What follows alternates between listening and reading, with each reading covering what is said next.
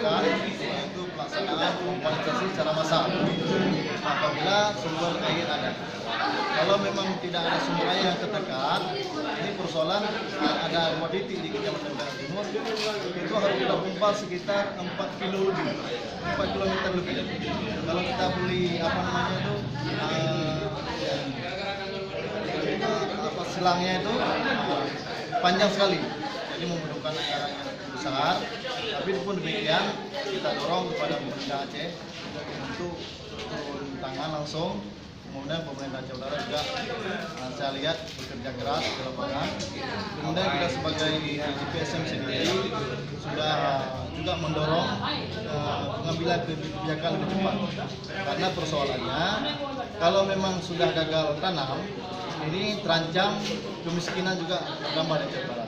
Karena harapan masyarakat Aceh Utara itu sebagian besar itu di lahan pertanian, terutama di kawasan Meneguri dan Perak Timur. Pengalaman kami sebagai PSM tahun 2013 3 kali gagal tanam, ditambah lagi awal 2018 gagal tanam lagi. Jadi kalau kita kalkulasi Kecamatan Perak Timur itu sudah 1 tahun tidak menghasilkan hasil panen dari sawahnya. Ini harus kita bayangkan berapa kerugian yang dialami oleh masyarakat itu. Jadi bencana alam yang dialami oleh masyarakat itu adalah 2. Kalau masa musim hujan banjir, kalau sekarang kekeringan. Jadi ini harus sama-sama kita berdoa, kita dorong kepada pemerintah Aceh Utara. Kami PSM siap membantu pemerintah, membantu masyarakat untuk kita upayakan pemulihan kondisi alam seperti itu. Ya, sekarang ini upaya apa yang sedang berjalan Pak, atau yang sudah memang dilaksanakan?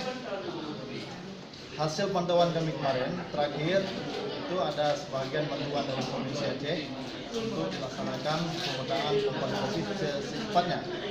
Kemudian pemerintah Jawa juga sudah menyiapkan beberapa unit mesin kompensasi. Insya Allah mungkin dalam 2 hari atau 3 hari ini akan dilakukan juga. Kemudian kita dari PSM sendiri siap memfasilitasi dan mendorong masyarakat untuk bisa merawat alat-alat tersebut apabila sudah dioperasionalkan.